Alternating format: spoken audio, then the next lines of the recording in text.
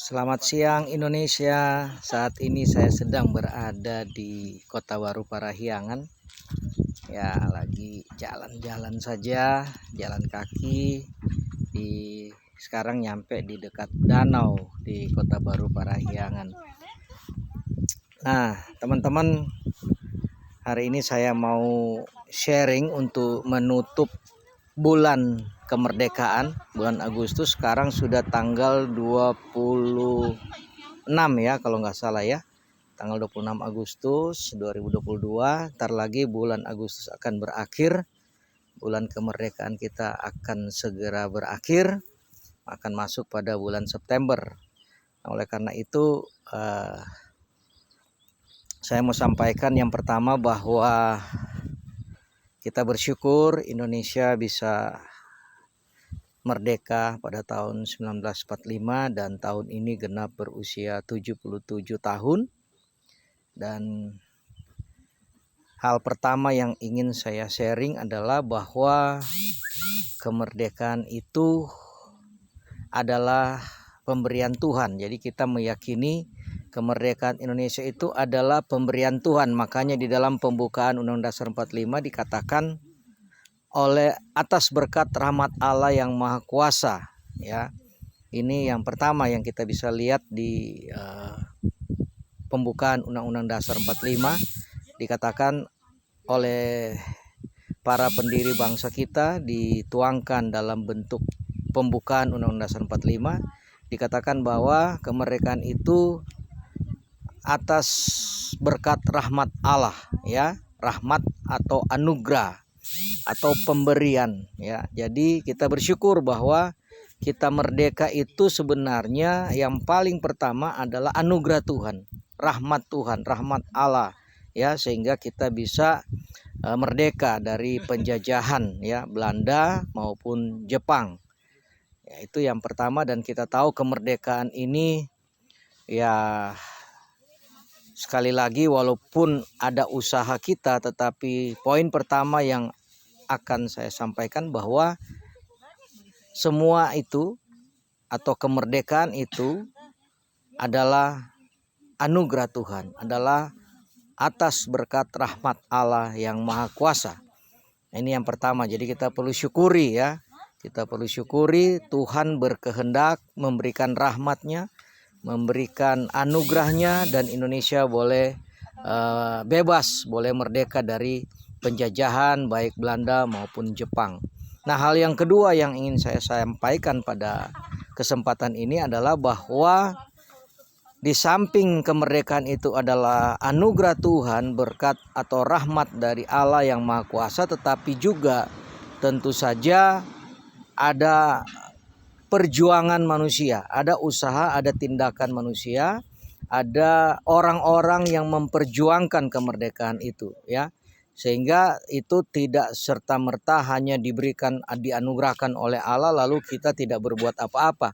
Tetapi kita tahu bahwa ada perjuangan, ada pergerakan, ada perlawanan dari rakyat Indonesia, dari bangsa Indonesia untuk mencapai kemerdekaannya. Sehingga setiap tanggal 10 November juga kita memperingati Hari Pahlawan. Bahkan ada orang-orang yang gugur sebagai pahlawan, ya. Jadi juga bukan sesuatu yang murahan, tetapi ada harga mahal yang harus dibayar, yaitu nyawa, ya, dari para pahlawan kita. Harus dibayar dengan pergerakan, dengan perjuangan yang sungguh-sungguh, yang serius, dengan satu tekad bersama-sama supaya merdeka, ya, bebas dari penjajahan. Nah, Bapak Ibu Saudara, pertanyaannya sekarang, ya, akan mengakhiri bulan Agustus, bulan kemerdekaan kita adalah saya mau soroti hari ini, apakah kita sudah benar-benar merdeka, khususnya dalam kaitan kemerdekaan beragama dan beribadat. Memang secara umum, ya, secara umum kebanyakannya sih, ya, bisa dikatakan, ya, umat beragama sudah memperoleh kemerdekaannya. Tetapi justru dalam data kami bahwa masih juga terdapat banyak sekali kasus-kasus di berbagai daerah di seluruh wilayah Negara Kesatuan Republik Indonesia ini yang belum merdeka, ya, belum sungguh-sungguh merdeka. jaminan kemerdekaan beragama dan beribadat belum bisa dirasakan oleh semua orang, ya. Kita tidak boleh mengatakan juga bahwa oh hanya 1-2 kasus begitu, ya. Saya kira tidak juga 1-2 kasus, banyak. Tetapi sekalipun hanya 1-2 kasus, tetapi ini sebenarnya tidak boleh terjadi. 1 kasus itu sudah terlalu banyak, ya. 1 kasus di mana ada pelarangan ibadah itu sudah terlalu banyak, apalagi 2, apalagi 5, apalagi 10. Dan menurut data kami, menurut pengalaman kami di lapangan, ya, masih begitu banyak terjadi pelarangan kegiatan keagamaan.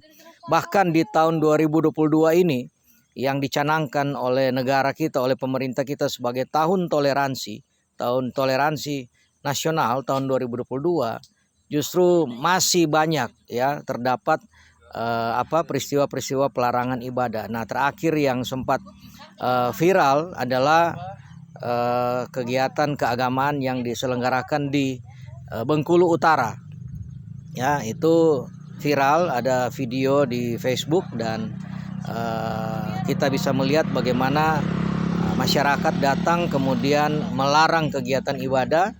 Lalu kemudian juga ternyata sudah lama peristiwa pelarangan ini, sudah sejak kalau nggak salah 2014, ya.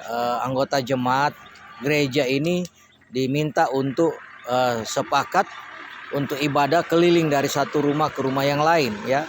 Tidak boleh beribadah di rumah doa yang mereka miliki. Nah, saudara, ini miris sekali.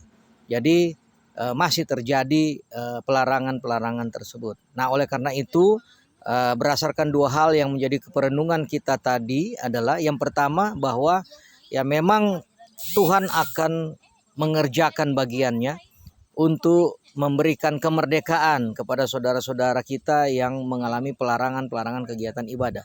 Jadi jangan pernah takut, jangan pernah menyerah, jangan pernah putus asa, karena seperti halnya bangsa Indonesia merdeka atas berkat rahmat Allah yang Maha Kuasa, maka kemerdekaan beragama dan beribadat juga tentu kita yakin, ya, pada saatnya nanti Tuhan akan memberikan rahmatnya, akan memberikan anugerahnya kepada saudara-saudara kelompok-kelompok agama yang mengalami pelarangan kegiatan-kegiatan keagamaan. Tapi yang kedua juga seperti yang saya sampaikan di depan tadi, bahwa di samping ada anugerah Tuhan yang akan memberikan kemerdekaan itu, tentu dia tidak akan datang dengan sendirinya.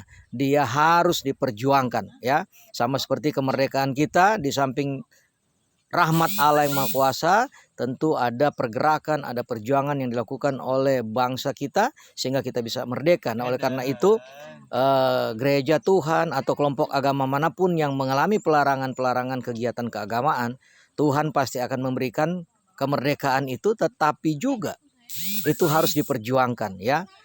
Harus diperjuangkan. Maka kita tidak boleh diam.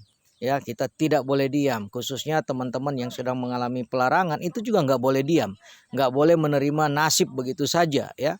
Tapi harus bergerak, harus berbicara, harus berjuang. Oleh karena itu butuh butuh kesabaran, butuh keuletan, butuh kegigihan, butuh konsistensi untuk tetap memperjuangkan, ya, kemerdekaan beragama dan beribadah yang sebenarnya sudah dijamin oleh bangsa kita melalui baik itu Pancasila, Undang-Undang Dasar 45 maupun Undang-Undang Hak Asasi Manusia, dan bahkan peraturan bersama Menteri Agama dan Menteri Dalam Negeri nomor 9 dan 8 juga sebenarnya tidak pernah melarang kegiatan-kegiatan keagamaan. Oleh karena itu, ayo tetap semangat berjuang. Maka perjuangan kita juga akan mendapatkan ridho Tuhan, akan mendapatkan pertolongan Tuhan sebagaimana bangsa kita ketika kita berjuang melawan penjajah, maka Tuhan bekerja menganugerahkan kemerdekaan itu kepada kita. Nah, oleh karena itu kita tetap berjuang, teman-teman yang sedang mengalami pelarangan, kesulitan IMB, jangan pernah menyerah, tetap berjuang, dan pada waktunya nanti Tuhan akan memberikan rahmatnya, anugerahnya, saudara akan menikmati kemerdekaan beragama. Dan ini sudah terjadi di beberapa tempat. Yang paling terakhir yang saya mendapatkan informasi langsung dari pimpinan gereja yang ada di Tulang Bawang, Lampung, Provinsi Lampung, yang saudara sempat mungkin tahu viral pada 25 Desember kemarin, di 2021 itu dilarang waktu mau kegiatan acara Natal. Tapi ya kita bersyukur ya, seperti saya katakan tadi, ketika kita mau berjuang, kita mau memperjuangkan hak beragama dan beribadat, kemerdekaan beragama dan beribadat, maka Tuhan bekerja sehingga informasi valid yang saya peroleh, bahkan saya sudah dapatkan foto dari apa yang sudah dikeluarkan oleh pemerintah daerah Tulang Bawang, yaitu IMB rumah ibadat atau IMB gereja. Jadi sekali lagi, perjuangan kita berjuang, Tuhan bekerja, maka apa yang menjadi hak beragama dan beribadat kita, kemerdekaan itu akan kita peroleh ya. Dua hal yang saya sharing bagi kita hari ini, teman-teman yang ada di seluruh Indonesia. Yang pertama, bahwa kemerdekaan kita adalah rahmat Allah yang Maha Kuasa, dan yang kedua, kemerdekaan kita juga tidak datang juga dengan sendirinya turun dari langit, tetapi butuh pergerakan, butuh perjuangan. Dan oleh karena itu kita bersyukur ya atas kemerdekaan ini. Tetapi untuk penerapannya secara spesifik hari ini saya berbicara tentang kemerdekaan beragama dan beribadat. Ya, memang belum semua ya masyarakat Indonesia menikmatinya, tetapi jangan lupa dua prinsip tadi. Yang pertama, bahwa Allah pasti akan menganugerahkan kemerdekaan beragama itu, tapi yang kedua juga kita tidak boleh diam, kita harus tetap semangat, kita berjuang, bergerak, kita melakukan sesuatu supaya tidak terjadi lagi pelarangan-pelarangan dan tidak lagi terjadi kesulitan-kesulitan di dalam memperoleh IMB rumah ibadat. Demikian, semoga apa yang saya sampaikan yang menjadi perenungan kita untuk mengakhiri sebentar lagi bulan Agustus, bulan kemerdekaan ini ya, menjadi perenungan kita, kiranya menguatkan kita ya, khususnya bagi saudara-saudara kelompok-kelompok keagamaan di Indonesia yang masih mengalami pelarangan, masih belum bisa menikmati kemerdekaan beragama dan beribadat. Ayo tetap semangat, oke? Tetap semangat, percaya Allah akan memberikan rahmat dan anugerahnya, tetapi kita tidak boleh diam. Mari kita bekerja bersama-sama, berjuang bersama-sama, dan KNC, Kejayaan Nusantara Cerdas, siap untuk mendampingi, memediasi saudara-saudara yang mengalami pelarangan-pelarangan dan kesulitan-kesulitan dalam menikmati kemerdekaan beragama dan beribadat. Terima kasih. Salam Indonesia, merdeka!